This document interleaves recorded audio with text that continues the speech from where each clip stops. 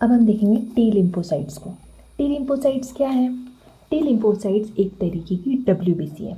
किस टाइप की? अग्रैनुलोसाइट्स, यानी वो एक लिम्फोसाइट्स है, लिम्फोसाइट है। ये कहाँ पे प्रोसेस होती है? ये थाइमस में प्रोसेस होती है और इसकी प्रोसेसिंग हमारी बर्थ के जस्ट बिफोर और बर्थ के कुछ मंथ्स बाद तक चलती है। अब थाइमस में क्या होता है? एक हार्मोन रिलीज होता है थाइमोसिन, जो कि क्या करेगा? ये प्लोरिफरेशन और एक्टिवेशन कर देगा लिम्फोसाइट्स की। मतलब प्लोरिफरेशन का मतलब ये होता है कि उसका मल्टीप्लिकेशन बढ़ा देगा, वो ज़्यादा से ज़्यादा प्रोड्यूस होंगे और इसकी वजह से क्या होगा? इस हार्मोन की वजह से लिम्फोइड टिश्यू में लिम्फोसाइट्स की एक्टिविटी बढ़ जाएगी। अब देखते हैं, हाँ, टी लिम्फोसाइट्स सेल्यूलर इम्यूनिटी जो होती है, जो सेल्स की वजह से जो इम्यूनिटी होती है उसको डेवलप करने में हेल्प करता है। कैसे? ये देखते हैं टी लिम्फोसाइट्स के टाइप्स। सबसे पहले helper T sales. Helper T sales के कुछ नाम और हैं। इन्हें इंड्यूसर टी सेल्स भी कहते हैं, क्योंकि इन्हीं ये वाली टी सेल्स है जो कि सबको जाके एक्टिवेट करेंगे। फिर इन्हें CD4 सेल्स भी कहते हैं। क्यों? क्योंकि इनके सरफेस पे CD4 मॉलिक्यूल्स प्रेजेंट होते हैं। अब नॉर्मली हमारी बॉडी में कितना परसेंट होगा या कितना अमाउंट होगा हेल्पर टी सेल्स का? 500 to 1500 क्यूबिक मिलेंगे ये हमें ब्लड में। फिर इनके दो टाइप्स हैं।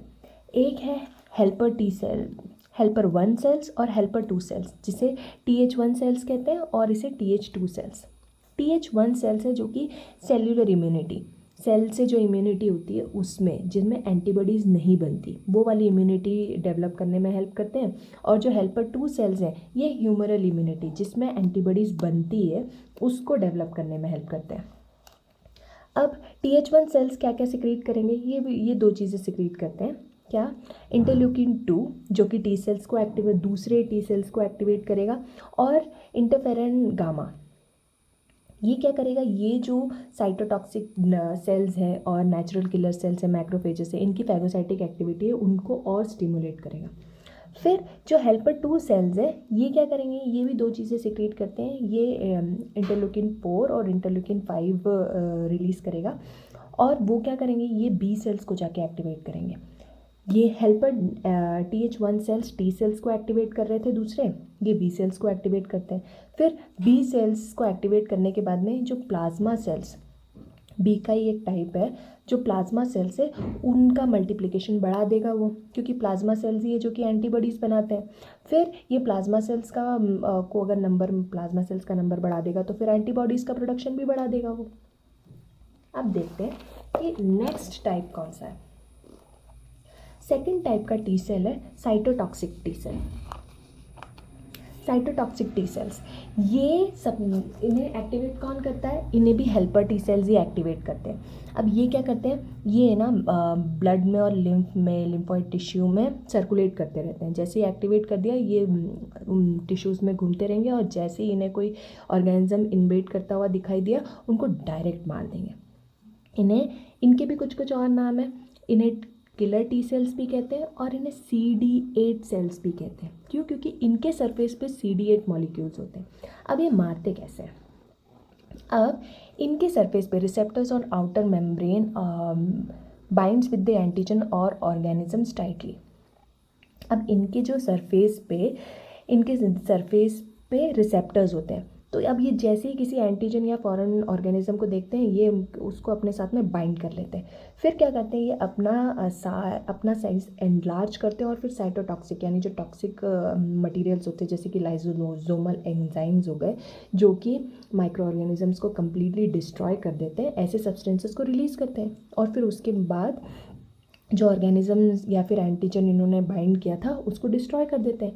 इसी वे में ये एक एक साइटोटॉक्सिक टी सेल्स बहुत large number of micro organisms को डिस्ट्रॉय कर सकते हैं, वन आफ्टर अनदर, एक के बाद एक करके डिस्ट्रॉय करते जाते हैं। ये और क्या क्या करते हैं? ये कैंसर सेल्स को भी डिस्ट्रॉय कर देते हैं। साइटोटॉक्सिक टी सेल्स का एक रूल है कि इन्हें जो भी अपनी बॉडी का नहीं, जो भी फॉरेन पार्टिकल दिख गया, कहीं से भी इन्होंने फॉरेन सब्सटेंस अगर डिटेक्ट कर लिया तो ये उसे डिस्ट्रॉय कर देंगे।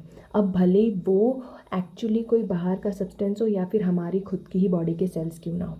जैसे कि अब हमारी बॉडी में सपोज़ कि कोई ऑर्गन ट्रांसप्लांट करके आया है, तो अब और ट्रांसप्लांटेड ऑर्गन भी हमारी बॉडी में ने खुद नहीं बनाया है, हम बाहर से उसे अपनी बॉडी के अंदर लेके आए हैं, तो वो भी एक तरीके से फॉरेन पार्टिकल ही हो गया। तो साइटोटॉक्सिक टी सेल उन्हें भी डिस्ट्रॉय कर देंगे। फिर ये अपनी खुद की बॉडी के सेल्स को भी डिस्ट्रॉय कर देंगे। अगर वो उन सेल्स को अगर किसी फॉरेन बॉडी ने अफेक्ट कर दिया है, स्पेशली जो वायरसेस होते हैं वो क्या करते हैं, वो हमारी बॉडी में घुसते हैं, हमारे सेल्स के अंदर घुसते हैं और फिर वहाँ मल्टीप्लाई होते हैं। तो ये उन सेल्स को भी मार देते हैं जिसके अंदर वायरसेस एंट्रैप्ड हुए होंगे। क्योंकि जैसे ही वायरस हमारी बॉडी के सेल्स में एंटर होते हैं तो उनके अंदर जो उनका जो एंटीजन होता है वो उससे ये सेल्स अट्रैक्ट हो जाते हैं, और जैसे ही अट्रैक्ट होते हैं तो ये वायरस के साथ साथ हमारी खुद के बॉडी के सेल्स को भी मार देते हैं। इसीलिए साइटोटॉक्सिक टी सेल्स को किलर सेल्स कहते हैं। अब देखते हैं नेक्स्ट टाइप। अब थर्ड टाइप है टी सेल का, वो है सप्रेसर टी सेल। अब बाकी सबके दूसरे दूसरे नाम है, तो इसका भी एक दूसरा नाम है, इसे बोलते हैं रेगुलेटरी टी सेल्स। अब इन्हें रेगुलेटरी टी सेल्स क्यों कहते हैं, क्योंकि ये सबकी एक्टिविटी को सप्रेस करते हैं। अब सपोज़ कि जो फाइट हो गई है, अब वो फाइट के बाद में सबको ये सिग्नल भी तो देना पड़ेगा कि नहीं, अब फाइट करना बंद कर दो, अब ऑर्गेनिजम्स मर गए हैं। तो ये सबसे पहले तो किलर टी सेल्स की एक्टिविटी को स्टॉप करते हैं। ये हेल्पर टी सेल्स की एक्टिविटी को भी स्टॉप करते हैं कि बस अब तो किसी और को एक्टिवेट मत कर, अब काम पूरा हो गया है। अब इनका ये किलर टी सेल्स को एक्टिवेट करना ज़रूरी क्यों है, हमने अभी देखा कि किलर टी सेल्स क्या करते हैं कि हमारी बॉडी के खुद के सेल्स और टिश्यूज़ को भी डिस्ट्रॉय करते जाते हैं। तो अगर किसी ने भी किलर टी सेल्स को ये बताया नहीं कि नहीं अब मत डिस्ट्रॉय करो, हम इन सेल्स को ठीक कर सकते हैं, तो ये वो सुनेंगे किसकी, सप्रेसर टी सेल्स की ही सुनेंगे। तो इनका उन्हें सप्रेस करना, साइटोटॉक्सिक टी सेल्स को का सप्रेस करना बहुत ज़रूरी है, नहीं तो वो और डिस्ट्रॉय करेंगे हमारी बॉडी के सेल्स को। अब फोर्थ टाइप होता है मेमोरी टी सेल्स का। अब ये एक बार एक्टिवेट हो जाते हैं तो उसके बाद में सर्कुलेशन में नहीं जाते, बाकी सारे तो सब सर्कुलेशन में जाते हैं और उसके बाद में बाकी ऑर्गेनिजम्स को डिस्ट्रॉय करने में हेल्प करते हैं किसी ना किसी को एक्टिवेट करके, पर ये नहीं करते हैं, ये सिर्फ लिम्फॉइड टिश्यू में चुपचाप बैठे रहते हैं। फिर इधर उधर लिम्फॉइड टिश्यू से दूसरी बॉडी के दूसरे पार्ट्स में घूमते फिरते भी हैं, पर जैसे ही वो सेम ऑर्गेनिज्म जो कि जिसने हमारी बॉडी पर अटैक किया था, जिसकी वजह से ये एक्टिवेट हुए थे, ये जैसे